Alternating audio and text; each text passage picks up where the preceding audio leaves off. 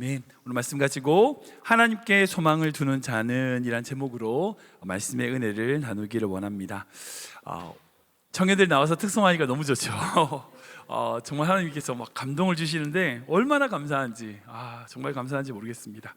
성도님들께서 여러분들 특별히 기도해 주셔가지고, 그리고 물질로도 많이 후원해 주셔가지고 우리 청년들 2박 3일 동안 정말 은혜스러운 시간, 감사한 시간을 가지고 왔습니다. 특별히 이번에는 아까 띄워서 보시면 알겠지만 내 마음 그리스도의 집이라고 하는 책을 중심으로 예수님을 우리 마음에 모시고 성전된 자로서 살아간다는 것이 무엇인지에 대하여 함께 귀하게 은혜를 나눴습니다. 제가 어젯밤에 가서 우리 청년들하고 같이 말씀을 나누는 시간을 가졌고요. 그렇지만 전체 수련의 핵심적인 말씀도 우리 성도님들과 좀 나누고 싶습니다. 일단 이 말씀이 뭐냐면 내 마음을 그리스도의 집으로 변화시킨다는 거예요. 즉, 내 삶의 중심을, 내 삶의 왕좌를 예수님께 내어드리자는 것이 이 말씀의 핵심입니다. 여러분, 성경에서 말하는 우상 숭배는요, 솔직히 다른 신들을 섬기는 것만을 그치지 않습니다. 그러니까 성경에서 우상 숭배라고 했을 때 무슨 다른 신, 어떤 우상들에게 절하는 것, 그것만을 뜻하지 않아요. 하나님이 계셔야 할 자리에 다른 것이 올라가면 그게 우상입니다. 그 어떤 것도 우상입니다. 물질, 돈, 성공, 자녀들, 우리 청년들은 학업, 그 모든 것들이요, 하나님이 있어야 될 자리에 그것을 올려놓으면 그건 우상이 돼요. 여러분, 놀라운 법칙인데 그렇게 우상이 되면 그 우상은 반드시 우리를 배신합니다. 왜냐하면 우리는 그것들의 도구에 불과하거든요. 어떤 목적이 달성되고 나면 우리는 필요 없는 존재가 돼요. 그래서 우상 숭배의 끝이 결코 좋지 않게 되는 겁니다. 그러기에 우리는 우리 마음의 집을 주님께 올려드려야 돼요. 이걸 쉽게 명의 이전이라고 하는데, 우리의 마음의 집을 주님의 것으로 만들어야 된다는 거예요. 근데 이 말씀을 가지고 어떤 분들은 오해하시는 분들이 있어요. 이제부터 우리는 난 예수님을 위하여 진짜 예수님만을 살아간다는 것이 돈도 사랑하지 않고 명예도 원하지 않고 공부도 안 하고 진짜 아무것도 안 하고 예수님만 예배하고 교회만 나오고 이러는 거라고 생각할 수 있어요. 그거 아니에요. 주님께 맡긴다는 것은요, 내 삶의 주인을 예수님을 모신다는 것은요, 세상 아무것도 안 하고 그냥 교회만 와가지고 예배만 드려야, 그 말 아닙니다. 우리 하나님은요, 우리가 어떤 마음을 가지고 있는지 너무나 잘 아세요. 왜? 우리를 지으셨으니까. 당연하죠. 우리의 감정을 잘 아세요. 그래서 우리의 감정을 억지로 억압하고 그 감정을 모른 채 하고 그렇게 하라고 하시지 않으세요. 그 감정과 그 열정을 어떻게 하라고 말씀하시냐면 예수 그리스도를 주로 삼고 바른 질서로 바르게 세워 나가야 된다는 거예요. 여러분, 그 질서가 뭐예요? 바로 예수 그리스도를 내 마음의 중심에 두는 거예요. 내 삶의 마음을 주님께로 명의이전하는 겁니다. 우리가 믿음으로 살아간다는 건 바로 그거예요. 그 주님을 기뻐하고 즐거워하고 그 모든 것을 해나가면, 신앙생활에 나가면 그 기쁨과 즐거움, 주님과 동행하는 기쁨과 즐거움을 말미암아 세상의 것들이 질서가 잡혀요. 질서가. 근데 예수님을 기뻐하는 기쁨이 없으면은, 그것을 놓치게 되면, 세상 것들을 쫓아가면요, 모든 것이 엉클어져요. 하나님께서 우리 마음의 자리를 차지하게 되면요, 우리 인생이 그때부터 질서 정연해져요. 하나님께서 하나님 되심이 우리 안에 온전히 인정될 때에 우리 삶의 최선의 열매를 맺게 됩니다. 하나님을 사랑하고 그 사랑을 누리게 될 때에 우리의 삶은요, 건강한 질서 위에 성장하게 되어 있어요. 사랑하는 올해 시작한 지 얼마 안 됐죠. 오늘 18일이니까 20일 됐습니다. 여러분, 2026년 어떻게 보내고 싶으세요? 여러분들이 주인으로 사시겠어요? 아니면 예수 그리스도를 여러분 삶의 주인으로 모시고 사시겠어요? 이 결단하셔야 되는 거예요. 이 결단이 연초에 돼야 돼요. 그러고 나서 연말이 되었을 때, 그래, 내가 예수 그리스도를 내 삶의 주인으로 모셨더니 이렇게 내 삶이 정리되었구나. 여러분, 그런 고백하실 수 있어야 된다는 거예요. 저는 우리 교회가 정말 예수 그리스도를 주인으로 되는, 오직 예수 그리스도만 선포하며 그분을 주시는 기쁨과 그분을 예배하는 감사와 감격으로 온전한 질서가 회복되는 귀한 성도 되시길, 그런 교회 되길 주님의 이름으로 축원합니다. 아멘. 우리가 방금 읽었던 시편 146편은 이스라엘 백성들이 바벨론 포로 이후에 지은 시편으로 알려져 있습니다. 성경을 배우신 분들은 좀 이해하시겠죠? 성경 이스라엘 역사를 보면 크게 두 번의 포로 생활이 있습니다. 창세기에 그 야곱의 후손들이 애굽에 들어가서 거의 400년, 500년 동안 포로 생활을 했던 애굽의 포로기가 있고요. 이스라엘 다윗 왕 이후에 수많은 왕들이 있었지만 그 왕들이 이후에 북이스라엘과 남유다가 결국 멸망함으로 말미암아 70년 동안 바벨론의 포로로 잡혔던 역사가 있습니다. 이 두 번의 포로가 있었어요. 근데 이 시편은 두 번째 포로기였던 그 바벨론 포로를 마치고 돌아왔을 때에 지은 시가 바로 146편이에요. 예루살렘으로 돌아온 그 이스라엘 백성들에게요, 미래에 대한 꿈과 소망이 있었어요. 부풀어 있었어요. 이제 예루살렘 돌아가면 성전도 짓고 성벽도 재건하고 다시 나라를 바르게 세워야지, 그런 마음을 가졌죠. 그 전에 왕들이 있을 때에 하나님을 바르게 섬기지 못함으로 말미암아 나라가 망했으니까 이제부터는 온전한 신앙을 가지고 온전한 믿음을 가지고 살아야 되겠다는 다짐을 했습니다. 그런데 막상 예루살렘 도착하고 보니까 이미 그 땅은요, 이미 다른 지역의 이방인들이 차지하고 있었어요. 그리고 그 모든 지역이 페르시아라고 하는 제국에 의해 다스리고 있었는데 그 제국의 고위 관료들이 예루살렘 성이 회복되는 것을 원하지 않았어요. 그리고 성전도 회복하지 못하고 있었습니다. 이후에 느헤미야가 그 예루살렘에 돌아올 때까지 거의 300년 동안 이 예루살렘 성은요, 공사도 중단되고 회파된 상태로 머물러 있었어요. 아무것도 할 수가 없는 거예요. 포기할 수밖에 없습니다. 그들에게 뇌물 줘가지고 성전을 짓겠어요? 아니, 그리고 힘써줄 권력자도 없었습니다. 그렇다고 해서 그 전체 제국이었던 페르시아와 대상으로 싸우겠어요? 전쟁을 일으키겠습니까? 아무것도 할 수 있는 게 없어요. 절망하고 낙심했습니다. 이스라엘은 이제 어떻게 될 건가? 하나님과 우리는 어떻게 살아야 되는가? 그런 불안과 두려움 가운데 있을 때 찬송을 불렀던 찬송이 바로 시편 146편이에요. 런던의 미술관 가면 어떤 소망이라고 하는 프레드릭 왓슨의 작품이 있습니다. 이 작품은 제가 이미지를 준비를 못했는데요, 어떤 구체 위에 어떤 여자가 남루한 옷을 입고 하프를 치는데, 7원짜리 하프를 치는데 모든 줄이 다 끊어지고 딱 한 줄만 남은 하프를 치고 있는 장면이 그려져 있습니다. 그렇게 낡은 하프에 남루한 옷을 입고 눈도 보이잖아요. 소경입니다. 아무것도 가지고 있지 않는 그런 여자가 한 줄 남은 그 하프 줄을 튕기면서 노래를 부르고 있는 거예요. 그리고 그 그림을 소망이라고 합니다. 그 당시 이 페드릭은요, 자신의 딸이 병에 걸려서 죽은 이후에 절망감에 사로잡혀 있을 때였어요. 그런데 그 작품을 어떻게 그릴 수 있었을까요? 그에게 남았던 한 가닥의 한 줄, 그 줄이 끊어지지 않았다면 다시 한 줄로도 연주할 수 있다는 거예요. 여러분, 그게 진짜 소망이에요. 그게 진짜 소망이에요. 시편을 제가 이렇게 고백합니다. 다시 한번 더 5절 읽겠습니다. 시작. 자기의 도움으로 삼으며 여호와 자기 하나님에게 자기의 소망을 두는 자는 복이 있도다. 아멘. 우리가 인생 살다 보면요, 물질의 줄도 끊어지고요, 믿었던 사람과의 줄도 끊어지고요, 관계의 끈도 끊어지고요, 여러 끈들이 끊어지는 경험 해보셨을 거예요. 예. 우리 인생의 모든 줄들이 다 끊어진 상태가 됐다고 할지라도요, 우리에게 절대 끊어지지 않는 줄이 있어요. 뭐예요? 하나님과의 줄이에요. 그 줄이 남아있으면 소망이 있는 거예요. 소망이 있는 거예요. 그 줄이 있다면 우리는 찬양할 수 있습니다. 다른 사람이 뭐라고 할지라도요, 기쁨의 노래를 부를 수 있어요. 우리가 새해에 맞이해서 우리가 기억해야 될 말씀이 바로 이 말씀입니다. 그렇다면 그렇게 소망을 하나님께 두는 자는 어떤 사람인가? 이 시편을 보면요, 세 가지 종류의 사람을 생각할 수 있어요. 첫 번째는 누구냐면 하나님께 소망을 두는 자는요, 인간의 연약함을 인정하는 자라는 거예요.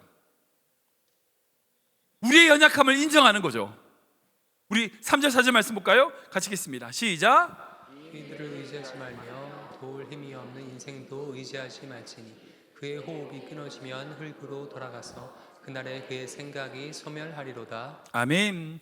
예루살렘 성을 회복해야 되는데 뭐 의지할 게 뭐 있어요? 아무것도 없어요. 귀인들부터 어떤 귀족들, 그런 사람들 의지해봤자 소용없다는 거예요. 시편의 저자가 그렇게 고백하는 겁니다. 인간들 붙들어봤자 아무 소용없다는 거예요. 끊어진다는 거예요. 여러분, 인간이라는 존재가 어떤 존재죠? 우리가 사는 인생이 뭐죠? 잠시 있다 사라지는 안개입니다. 예. 모든 인간은요, 다 신을 믿어요. 우리는 하나님이라는 신을 믿고요, 다른 종교는 그렇게 다른 종교의 신을 믿겠죠. 근데 어떤 사람, 목사님, 무신론자는 신을 안 믿는데요. 아니요, 무신론자도 신을 믿어요. 어떤 신 믿는지 아세요? 맞아요. 자아신. 무신론자들은 자아신을 믿어요. 우리는 모두 다 신을 믿어요. 하나님 없다, 종교는 아무것도 아니다 말하는 사람들이요, 결국은 뭘 믿냐? 돈을 믿고요, 권력을 믿고요, 자기 힘을 믿어요. 네. 이도 저도 없으면요, 정말 자신을 믿는 거죠. 모든 인간이 그래요. 근데 그런 자들이 착각하는 게 있어요. 그 뭐냐면, 인생은요, 호흡이 끊어지면 아무것도 아니라는 거예요. 지금은 당장 힘이 커 보이고요, 돈이 있고요, 능력이 있는 것 같아도요, 그것들은요, 다 끊어져요. 세상에 소망을 두는 것이 멋있어 보이는 것 같은데 아니요, 실제로 그렇지 않습니다. 귀인들, 그 당시 귀족과 같은 자들, 페르시아의 고위 관료들, 돈 있고 빽 있고 힘 있고, 여러분 그런 사람 의지해 본들 우리의 인생을 도울 힘이 그들에겐 없어요. 솔직히 인간이 가지는 그 욕망의 깊이를 생각하고 그 내면을 벗겨보면요, 자신이 부족하고 연약한 것에 대치하는 것에 대한 갈망일 뿐이에요. 그러니까 뭔가를 이루고 싶은 그 모든 열망들은요, 지금 내가 그만큼 부족하다는 거예요. 연약하다는 거예요. 내가 그만큼 모자란다는 거예요. 그러니까 더 열망하고요, 더 갈망해요. 근데 많은 사람은 그걸 인정하지 않죠. 그래서 더 인간은 고독에 빠지게 되죠. 불안해요. 그게 모든 역사와 문학을 통하여 증명된 사실입니다. 그렇게 우리는 어떻게 되냐? 그리스도는 어떻게 되냐? 우리가 연약한 자임을 먼저 주 앞에 고백해야 돼요. 그래야 우리가 하나님께 소망을 줄 수 있는 거예요. 여러분, 그때 복이 시작되는 겁니다.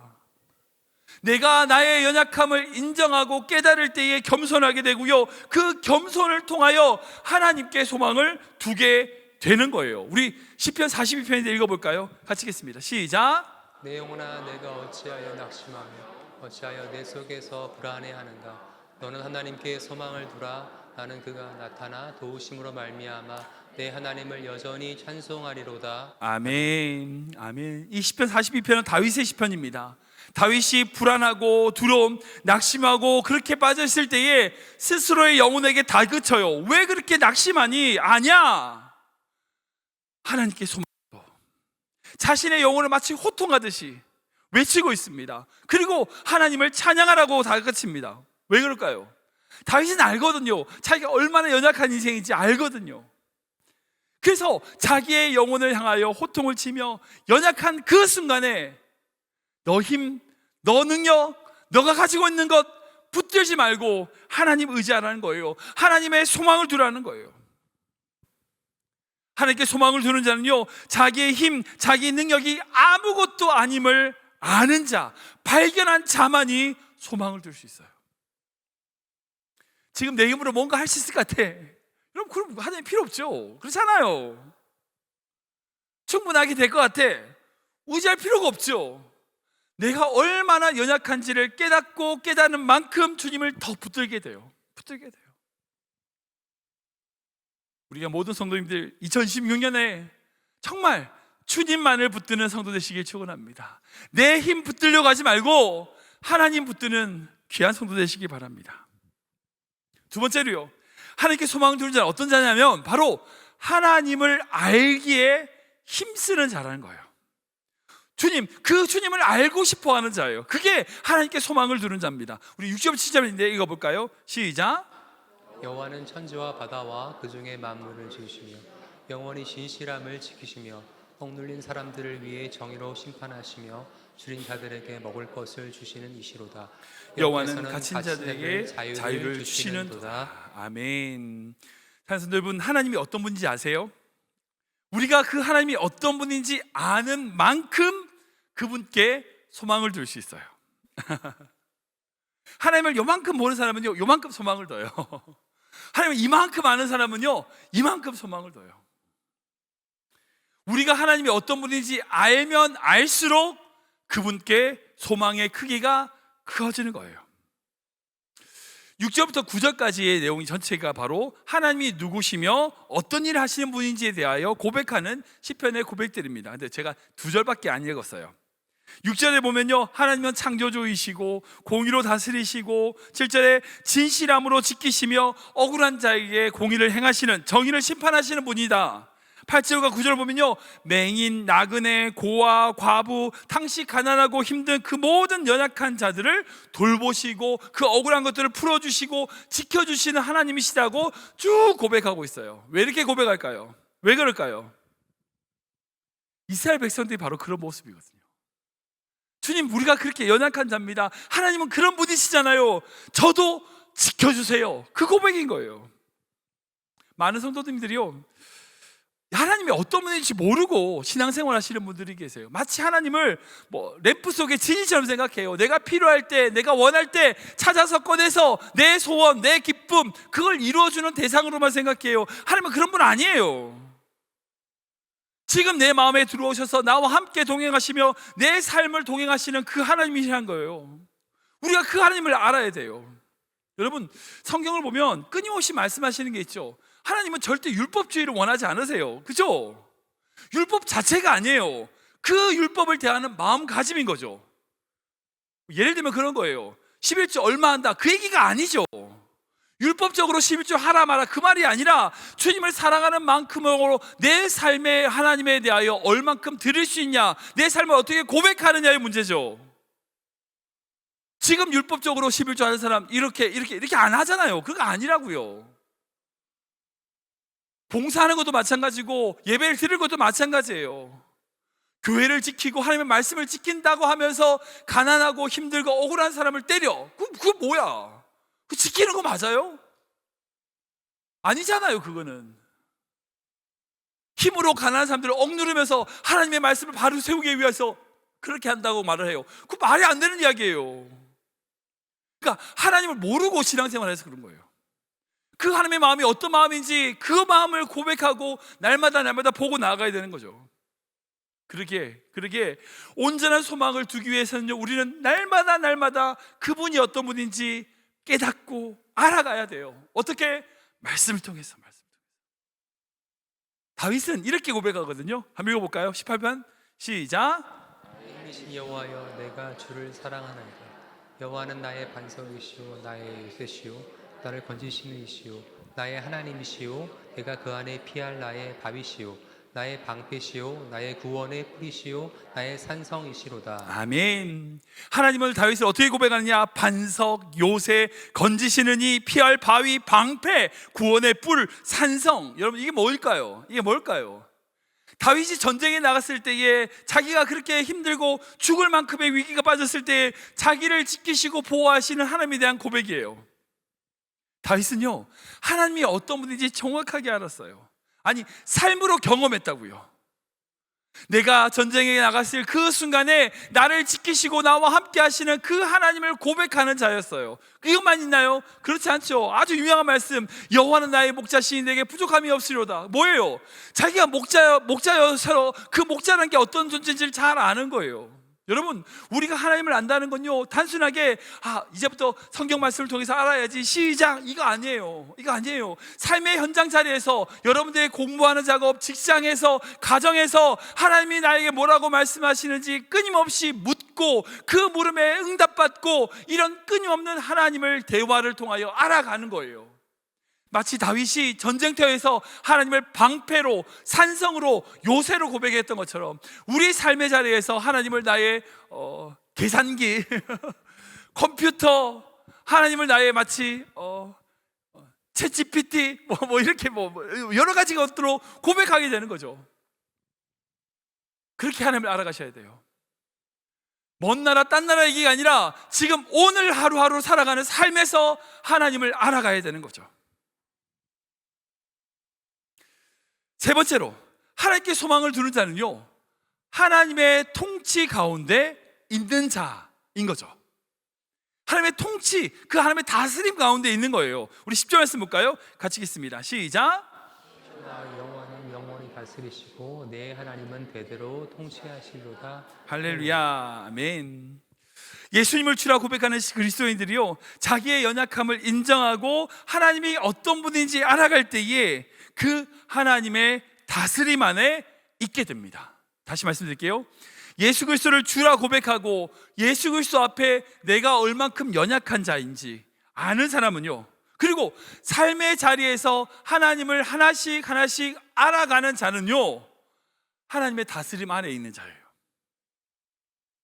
하나님께서 나를 다스리시고 나를 통치하시고 나와 함께 하신다 고백하게 됩니다. 여러분들 바다에서 수영해 보신 적 있으신지 모르겠습니다. 제가 부산 사람이라서 저는 어렸을 때 광안리에서 놀았거든요. 이 놀았다는 것이 수영했다는 뜻입니다. 이상하게 생각하지 마세요. 광안리 바닷가에서 수영도 하고 그렇게 놀고 행복하게, 저희 고모가 그 근처에 살아서 수영을 했었어요. 근데 아시는지 모르겠지만 수영장에서 수영을 잘하는 사람이 있죠. 폼이 막 멋져. 근데 바다에 가면 수영을 못해요. 반대로 수영장에서 진짜 폼이 막 엉망인데 이상한데 느리기도 하고 그런데 바다에 가면 쭉쭉 이제 수영 잘하시는 분 있습니다. 나중에 보시면 알아요. 저는 주로 바다 쪽입니다. 차이가 뭔지 아세요? 진짜 바다에서 수영을 잘하는 사람은요, 파도를 이기려고 하지 않아요. 파도에 따라서 그 반동에 맞춰서 수영하면요, 바다에서 수영을 잘하게 돼요. 근데 수영장 같은 경우는 파도가 없잖아요. 자기 힘으로 가는 거잖아요. 그러니까 그러다 보니까 그 파도를 이기는 이 법을 몰라요. 그래서 수영장에서 수영을 잘하다가 바다에서 빠지는 사람이 있어요. 신앙인의 모습도 이와 비슷한 것 같아요. 하나님의 다스림에 우리의 인생을 맡겨야 돼요. 마치 파도를 이기고 수영하려고 하는 것처럼 하나님 이기려고 신앙생활하면 안 돼요. 고집을 피워가지고 하나님 난 이거 절대 안 돼요. 하나님 이겨먹으려고 그래요. 내 힘, 내 지식, 내 경험을 믿으려고 해요. 하나님의 다스림 안에, 하나님의 그 통치 안에 머물러 있고 거할 수 있어야 돼요. 하나님께서 이렇게 말씀하시잖아요. 우리 시편 말씀인데, 고라자손 시편인데 읽어볼까요? 42편 시작. 이르시기를 너희는 가만히 있어 내가 하나님됨을 알지어다. 내가 문 나라 중에서 높임을 받으리라. 내가 세계 중에서 높임을 받으리라 하시도다. 아멘. 이 시편 42편은 고라자손의 시편입니다. 그들은요, 하나님의 다스림에 철저히 순종하며 맡기는 믿음을 가졌던 가문이에요. 사실은 너희는 가만히 있으라 하는 것은요, 모세가 이스라엘 백성들을 데리고 홍해 앞에 왔을 때 하셨던 말씀이기도 해요. 하나님께서 주로 하신 말씀이 그래요. 좀 가만히 있어. 설치지 말고 가만히 있어. 여러분들 꼭 기대해 보세요. 하나님 꼭 그러실걸요. 내 마음대로 하려고 하고 내 뜻대로 하려고, 제발 좀 가만히 계세요. 하나님이 하나님의 계심을 좀 선포하세요. 그의 다스림 안에 머물러 계시라고요. 여러분들의 뜻, 여러분들의 생각들을 주 앞에 내려놓으세요. 그분이 나의 주권자이고 나의 통치자이심을 선포하십시오. 그것이 하나님께 소망을 두는 자의 모습이에요. 하나님의 다스림을 인정하세요. 주님의 통치를 선포하세요. 그럴 때 하나님이 우리의 소망이 되어 주십니다. 말씀 정리하겠습니다. 사랑하는 여러분, 오늘 나누는 시편 146편은 평안하고 아무 일 없고 문제없이 잘 살다가 노래 부른 그런 노래가 아닙니다. 바벨론 포로기를 마치고 돌아와서 그 이스라엘 백성들이요, 자기 힘으로 예루살렘 성을 해보려고 해요. 근데 안 돼. 좌절합니다. 낙심해요. 그렇게 좌절하고 낙심한 상황에도 그 환경을 바라보지 않고 그 환경 속에서 뭐라고 고백해요? 하나님께 소망을 둔다라고 고백하고 있습니다. 즉 어려운 문제와 고통이 찾아올 때에 할렐루야 외치며 하나님을 찬송하는 백성들의 찬송이라는 거예요. 이스라엘 백성들이 그런 찬송을 드릴 수 있었던 가장 큰 이유는 말씀드린 것처럼 오직 하나님을 자신의 도움으로 삼고 하나님께 자신의 소망을 두었기 때문이에요. 어떤 성도님들 특별히 깊은 절망이나 수렁 가운데 계시는 분들이 있을 수 있습니다. 주님께 나아갈 수 없는 그런 환경이라고 느껴질 때가 있어요. 여러분들 걱정하지 마세요. 여러분들이 그런 웅덩이에 빠져 있을 때에 주님은 절대 가만히 두지 않고 우리에게 찾아와 우리의 절망을 거두어 가실 것입니다. 여러분, 십자가의 은혜가 뭘까요? 십자가의 은혜, 그건요 딴 게 아니에요. 죽을 수밖에 없는, 정말 죄로 말미암아 죽을 수밖에 없는 그 죽음에 갇혀있는 인간의 힘으로 벗어날 수 없는 그때에 유다의 사자 전능하신 하나님께서 사망에 들어가 그 사망을 물리친 것, 여러분 그게 십자가예요. 그게 십자가. 그리고 그 죽음을 찢고 새롭게 살아나셔서 부활하신 은혜, 여러분 그게 바로 우리가 예수님 믿는 이유입니다. 그러기에 우리 주님은요 우리의 산 소망이 되세요. 죽은 소망이 아니에요. 살아있는 소망이에요. 지금도 역사하는 소망이라고요. 어디에 소망을 두시겠어요? 여러분들 지금 여러분 어카운트에 통장에 소망을 두시겠습니까? 지금 배우고 있는 학원이나 공부에 어카운트 그런 소망을 두시겠습니까? 여러분들이 가지고 있는 직장에 소망을 두시겠어요? 아니, 여러분들 자녀들에게 소망을 두시겠습니까? 아니요. 그런 것들이 여러분들의 소망이 되지 못합니다. 오직 주님이 우리의 산 소망 되신 줄 믿으시기 바랍니다. 우리 교회가 2026년 한 해 동안 오직 우리 하나님께 소망을 두는 교회, 오직 하나님이 주시는 그 은혜 가운데 승리하는 성도들 되시길 주님의 이름으로 축원합니다.